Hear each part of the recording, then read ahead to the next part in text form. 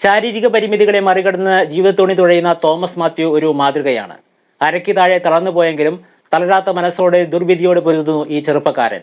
മനോഹരമായ ചിത്രങ്ങൾ വരയ്ക്കുന്ന കലാകാരനും നല്ലൊരു കർഷകനും കൂടിയാണ് തോമസ്. നമുക്ക് തോമസിനെ പരിചയപ്പെടാം. തട്ടേക്കാടിന്റെ ഹൃദയത്തിലൂടെ ഒഴുകുന്ന പെരിയാറിന്റെ തീരത്ത് ജീവിതത്തോട് പൊരുതുന്ന കീരമ്പാറ സ്വദേശി തോമസ് മാത്യുവിന്റെ കഥയാണിത്.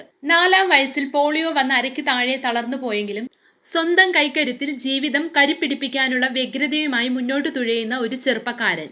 മുച്ചക്ര വാഹനത്തിൽ എല്ലാ ദിവസവും രാവിലെയും വൈകിട്ടും തട്ടേക്കാട് പെരിയാർ നദി തീരത്ത് എത്തും തോമസ്. തട്ടേക്കാട് പാലത്തിന് താഴെ മീൻപിടുത്തമാണ് ലക്ഷ്യം. മുച്ചക്ര വാഹനത്തിലെത്തുന്ന തോമസ് കൈകളുടെ കരുത്തിൽ നിരങ്ങി നീങ്ങി വള്ളത്തിലേക്ക് കയറും. വള്ളം തുഴഞ്ഞ് പെരിയാറിന്റെ ഏതെങ്കിലും ഒരു ഭാഗത്ത് ഉടക്കുവല സ്ഥാപിക്കും. ചില സമയങ്ങളിൽ വീശുവലയും തണ്ടാടിയും ചൂണ്ടയും ഒക്കെ മീൻപിടുത്തത്തിന് ഉപയോഗിക്കും. മിക്കവാറും ദിവസങ്ങളിൽ വള്ളം നിറയെ മീനുകളുമായാണ് മടങ്ങുന്നത്.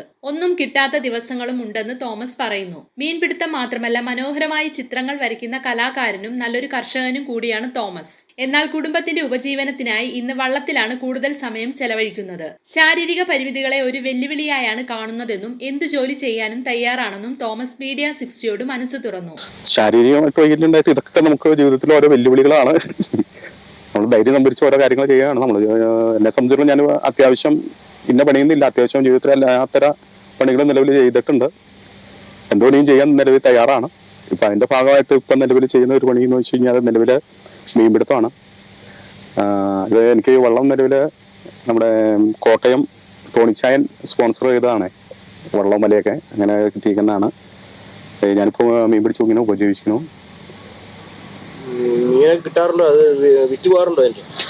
മീന് വിൽപ്പന കുഴപ്പമില്ല നിലവില്, നമുക്ക് എപ്പോഴും കിട്ടണമെന്നില്ല നിലവില്. ഇതിപ്പോ നിലവിലിപ്പോ മീന് കിട്ടിയിട്ട് അടുത്ത ഒരു മാസത്തോളം ആയിരുന്നു. ഇപ്പൊ 2 ദിവസം മുമ്പ് ഒരു വലിയ മീൻ കിട്ടി. അത് 20 കിലോ ഉണ്ടായി ഒരു മീൻ കിട്ടിയത്. ഇപ്പൊ അത് കഴിഞ്ഞിട്ട് കിട്ടണയാണ്.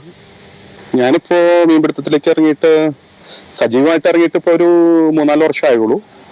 അതിനു മുമ്പ് ഇങ്ങനെ ചൂണ്ടയിലുള്ള കാര്യങ്ങളൊക്കെ ഉണ്ടായിരുന്നു. ഇപ്പൊ പിന്നെ വെള്ളം അങ്ങനെയൊക്കെ ഉള്ള സൗകര്യമൊക്കെ വന്ന പിന്നെയാണ് സജീവമായിട്ട് ഇങ്ങനെ ഇതിലേക്ക് ഇങ്ങനെ ഇറങ്ങിയത്. ആത്മവിശ്വാസത്തിന്റെ പുതിയ പാഠം എഴുതുന്ന തോമസ് മാത്യു ശാരീരിക പരിമിതികൾക്ക് ജീവിതത്തിന്റെ ഒഴുക്കിനെ തടയാനാവില്ലെന്ന് തെളിയിക്കുന്ന ശക്തമായ ഉദാഹരണമാണെന്ന് പൊതുപ്രവർത്തകനായ രാജു പറഞ്ഞു. അദ്ദേഹത്തിന്റെ അധ്വാനത്തിനോടും സ്വന്തം അംഗവൈകല്യം മറികടന്ന് ജീവിക്കാൻ പുള്ളി കാണിക്കുന്ന ആ ഒരു ഉത്സാഹം, അതാണ് ഞാൻ നിങ്ങളുടെ മുമ്പിൽ പറയാൻ ആഗ്രഹിക്കുന്നത്. ഇപ്പം അതിരാവിലെ ഇവിടെ തട്ടേക്കാട് പുഴയിൽ ഇട്ടിരിക്കുന്ന വല എടുത്ത് മീൻ പിടിച്ച് ആ മീനുമായിട്ട് വന്നേക്കുന്ന തോമസ് കുട്ടീനെയാണ് ഞാൻ നിങ്ങൾക്ക് പരിചയപ്പെടുത്തുന്നത്.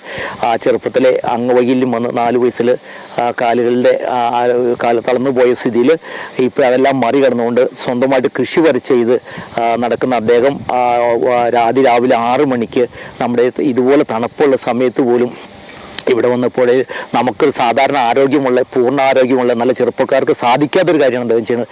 നമ്മൾ മറ്റ് രാജ്യങ്ങളിലേക്ക് ജോലി തേടി പോകുന്ന ചെറുപ്പക്കാർക്ക് ഒരു മാതൃകയാണ്. കാരണം ആ ചെറുപ്പക്കാരെ ഇവിടെയുള്ള ഈ പരിമിതമായ ഈ അംഗവൈകല്യമുള്ള അദ്ദേഹം ഇതുപോലെ അധ്വാനിക്കാൻ താല്പര്യം കാണിക്കുന്ന നമുക്കൊരു മാതൃകയാണ്. അദ്ദേഹത്തിനെ സംബന്ധിച്ച് പറയുകയാണെങ്കിൽ ഇപ്പോൾ വെളിയിൽച്ചാലിൽ സ്വന്തമായിട്ടൊരു വീട് പോലും ഇല്ല. വീട് ഇപ്പോൾ അദ്ദേഹം വാടകയ്ക്കാണ് താമസിക്കുന്നത്. ഇപ്പോൾ ചീക്കോട് വാട്ടർ ലെവലിൽ കുറച്ച് സ്ഥലമൊക്കെ ഉണ്ട്, അവിടെ കൃഷിയൊക്കെ ആയിട്ടാണ്. ഇതിൻ്റെ ഇടയ്ക്ക് ഒത്തിരി പരിപാടികൾ, കൃഷിക്കാരനാണ് പുള്ളി. അതുപോലെ മീൻപിടുത്തമാണ് പുള്ളിയുടെ മെയിൻ ഉപജീവന മാർഗം. News desk media 60 Kothamangalam.